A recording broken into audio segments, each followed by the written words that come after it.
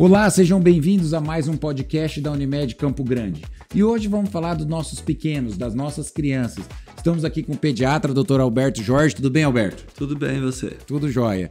Nós vamos falar sobre as infecções agudas virais respiratórias em crianças, as síndromes respiratórias virais.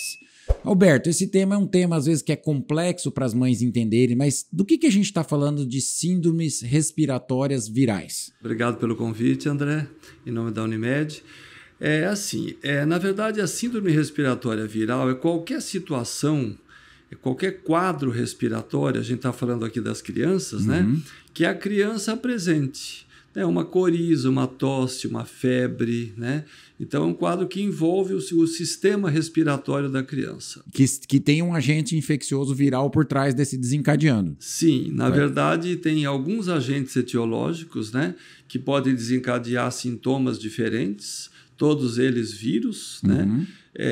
Por exemplo, rinovírus, influenza, coronavírus, metapneumovírus, o vírus sincicial respiratório, entre outros, né? Então, existem vários agentes que podem causar esses quadros respiratórios na criança. E qual desses agentes etiológicos, assim, a gente tem mais preocupação quando é uma síndrome respiratória aguda? Ou seja, tem algum deles que tem um potencial de gravidade maior do que o outro ou não?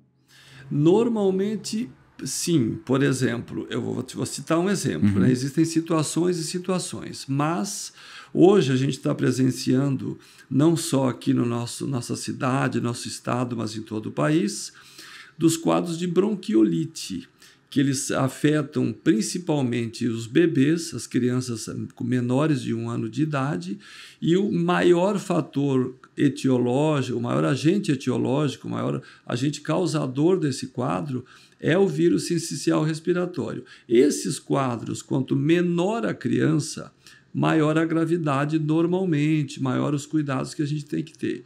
Então, depende do agente etiológico e da idade da criança e da imunidade prévia dessa criança, os quadros eles podem se manifestar de diferentes maneiras. Correto. Então, assim, mas nós temos, então, pelo que você falou, desde quadros leves, a depender, até quadros moderados e quadros graves.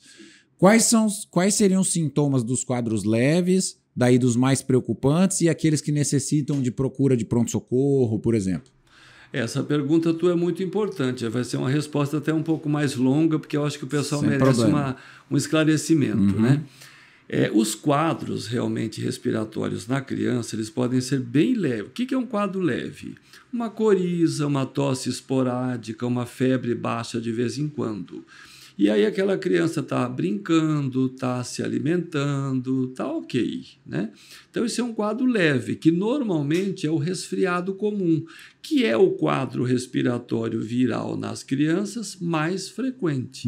Quando toma um antitérmico já está bem, já volta a brincar. Volta, fica muito bem entre as febres e está em bom estado geral sempre, né? Os quadros eles vão ficando mais preocupantes à medida que a criança vai ficando mais debilitada, mais prostrada, as febres têm um intervalo mais curto entre elas, ou seja, a cada 4, a cada 6 horas a febre já retorna. A criança, às vezes, ela fica com uma dificuldade respiratória de graus variáveis, que pode ser só nariz bem obstruído, ou um padrão respiratório torácico, mas a criança fica mais cansadinha, mais ofegante, às vezes gemente, mais prostrada. Então, esses quadros são os quadros mais preocupantes e que normalmente os pais já devem procurar um atendimento médico. No caso, por exemplo, do resfriado comum, que a gente falou que é o mais leve, às vezes ele pode evoluir para um quadro maior na sequência. Então, os pais devem ficar sempre bem atentos a isso. Febre constante, queda do estado geral da criança, cansaço, ofegância. Então, esses quadros eles exigem cuidados, normalmente a ajuda de um médico. Aí deve-se procurar. Então. Aí deve-se procurar. Quando a criança está ela fica bem entre as febres, é um quadro bem recente, aí o ideal é que a mãe ligue para o consultório do seu pediatra, até para desafogar um pouco os pronto-atendimentos, porque a gente sabe que no pronto-atendimento também é uma exposição para aquela criança. Às vezes é uma criança que está com resfriado leve e que do lado tem uma criança com pneumonia, com Covid, com influenza e que pode eventualmente contaminar essa criança já debilitada. Então, quando os pais percebem que a criança ela está com estado geral regular, está mais ou menos estável, é importante que não vá a um pronto-atendimento e que tente uma consulta com o seu pediatra.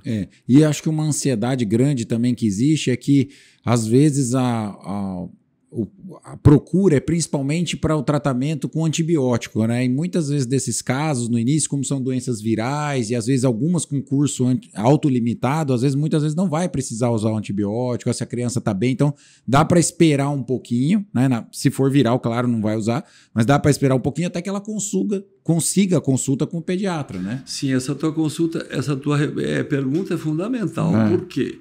Os quadros virais, eles têm o tempo de evolução dele. Então, por exemplo, num resfriado, o resfriado comum, ele pode durar 5, 7, 10 dias. Às vezes começa com uma coriza e uma febre baixa, no terceiro dia começa com uma tosse. Isso é muito comum. E é aquele resfriado que sara sozinho, sem medicamento, né? Só com soro no nariz, hidratação, boa alimentação, enfim. Agora, lógico, e esses quadros podem dar febre. Existem quadros virais que dão 40 graus num recém-nascido. Então, mas você colocou um ponto importante. Nos quadros virais, nós não usamos antibiótico. Então, hoje, nós todos estamos bem imediatistas, né? Então, a gente sempre comenta com os pais, olha, teu filho pode ter febre mais 48, 72 horas, é totalmente ok, totalmente normal isso acontecer. Agora, para os quadros virais, que é o que a gente está falando hoje, nós normalmente não usamos nada de antibiótico. E porque não é para isso, né? Você falou da lavagem nasal, né? Como é que deve ser feita essa lavagem nasal? Antigamente, a gente tinha mais dificuldade para fazer, hoje a gente tem métodos mais fáceis de fazer, mas primeiro, ela deve ter um período regular e como que ela deve ser feita? Muitos pais têm medo de fazer a lavagem nasal, né? Acho que isso poderia ser esclarecido. Claro, esse é um ponto importante. A lavagem nasal, nós estamos falando aqui dos quadros virais respiratórios em crianças. A lavagem nasal é assim, ela é em casa, ela é a conduta mais importante, além da hidratação. Por quê? Você mantendo a via aérea permeável, livre, desobstruída, você diminui a chance do ouvido inflamar, diminui a chance daquela criança evoluir para uma sinusite, diminui a chance dessa criança respirar de boca aberta à noite e ter uma laringite. Enfim, a lavagem nasal é muito importante.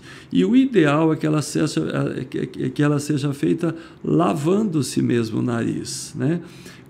Ou com seringa, ou hoje existem uns potes que você compra para fazer o soro em casa, né? E assim, uma boa dica para os pais, o pediatra normalmente orienta durante a consulta, essa lavagem ela tem que ser feita com a criança ou sentada ou em pé, faz-se uma narina, na maioria das vezes sai na outra narina o soro e às vezes não tem problema a criança deglutir o soro, né? O soro, de preferência, ele tem que ser um soro um pouquinho pré-aquecido. Então, se você deixar um pouco no sol, esquentar um pouquinho, amornar no micro-ondas, fica mais confortável e ele desobstrui mais. E então você pode fazer tanto com seringa quanto com esses potes. E para os pais que têm dificuldade, mesmo com a explicação do pediatra, insegurança, que é comum e é plausível de acontecer, Tem uma boa dica é você olhar um vídeo no YouTube, certo. Lavagens nasais de crianças. Lá tem muitas explicações, o passo a passo, e isso vai fazendo com que os pais fiquem mais seguros. Porque no começo dá um certo receio da criança afogar ou ter algum problema, exatamente. né? Mas isso é muito importante, né? É importante e é necessário. Isso faz parte do tratamento em casa dos quadros respiratórios. Desobstruir a via aérea é fundamental, né? Exatamente. E eu sei que às vezes a gente não tem uma explicação plausível para isso, mas nós sabemos que essas infecções elas acontecem mais no período do outono e inverno. Sim. E esse ano nós tivemos um aumento do número de casos expressivos agora nos últimos tempos, aí pré-outono, né? Bem no início e tudo mais. Você acha, vocês sabem por que isso ocorre? Por que aconteceu dessa forma?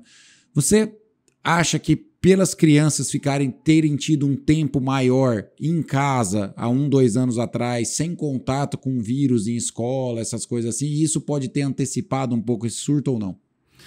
Olha, entre os infectologistas existem umas divergências de opinião nesse aspecto, né?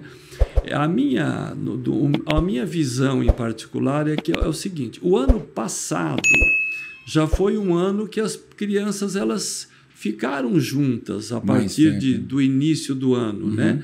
Já aconteceram, a vacina já aconteceu, o medo maior da Covid já abrandou-se um pouco, as escolas reabriram. Então, as crianças ficaram juntas durante o ano passado também, né? E aí, no final desse ano para o início desse ano, teve essa eclosão de casos virais respiratórios. Então, eu acho que foi assim, o vírus chegou. E aí, o que acontece? Os pais não estavam tão preparados e não estavam tão conscientes para evitar aglomerações entre crianças nas escolas, nas creches, e aí proliferou-se de uma maneira absurda, né? Então, assim, já falando um pouquinho de prevenção disso, eu ia tocar nesse assunto com você. Uma coisa muito importante: se o seu filho está com coriza, com febre, com tosse, ele não deve ir para a escola. Perfeito. Principalmente a criança pequena, porque eles ficam confinados normalmente num ambiente menor, ficam juntos, janela fechada, a imunidade é menor naturalmente nessa faixa etária. As vias aéreas têm calibre menor, então é comum uma criança resfriada que vai à escola passar para todos da sala de aula.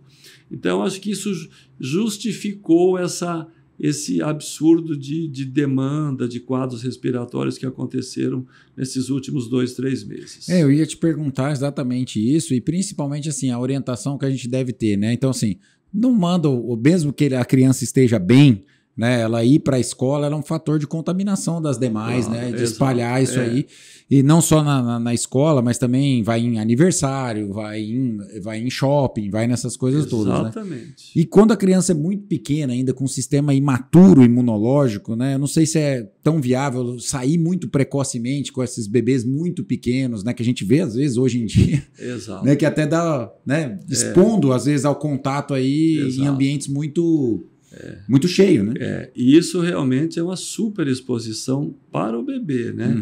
E, por exemplo, quando o bebê, uma criança de 40 dias de vida, por exemplo, pega um resfriado, aquele resfriado ele tem que ser olhado por nós, pediatras, com outros olhos.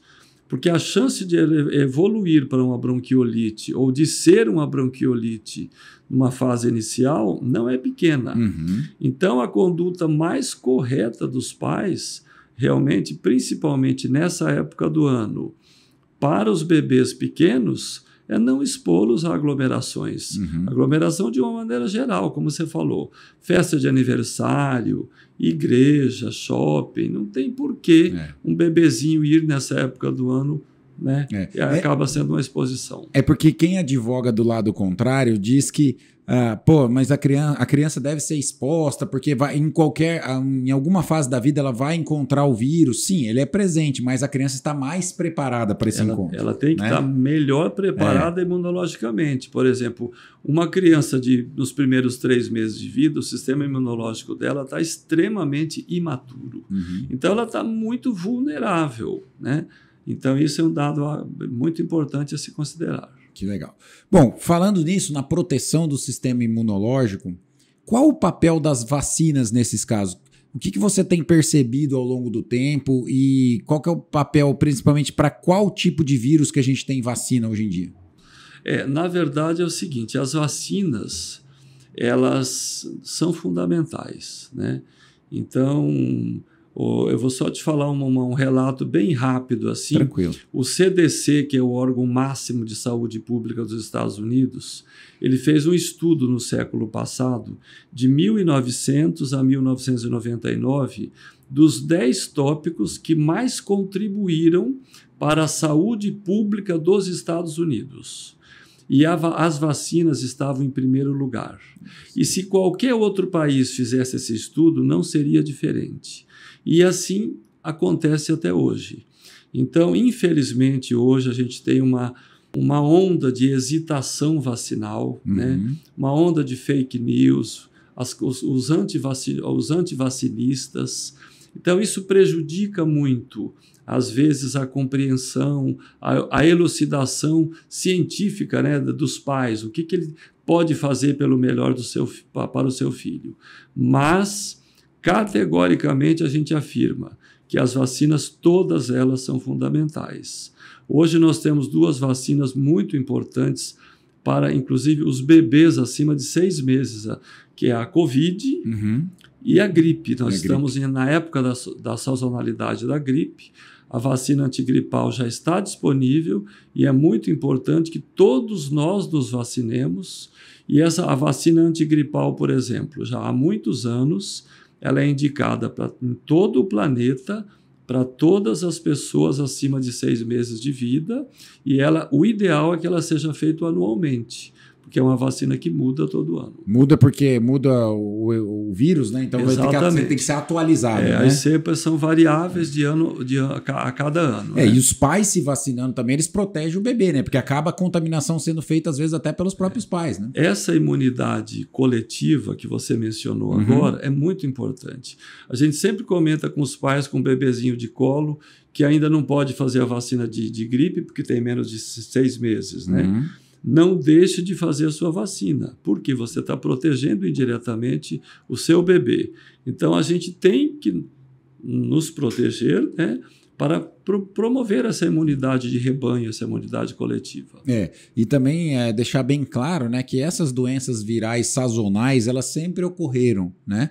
E assim, a gente, como você mesmo disse, quando você está vacinado ou para o coronavírus ou para a influenza, normalmente você acaba, quando o médico vai fazer um diagnóstico, a criança já é vacinada, ele tem uma tendência a pensar menos em alguns tipos de vírus e mais em algum quadro que pode ser de um quadro que da criança não foi vacinado ou não tem a vacina para isso. Sem dúvida. Isso ajuda muito, né? Claro, pelo menos você fez o teu papel de casa. Sim. Você vacinou o teu filho, você se vacinou com o que tem disponível. Então, a proteção contra aquele vírus, o vírus vacinal, você já fez. Então, isso é muito importante.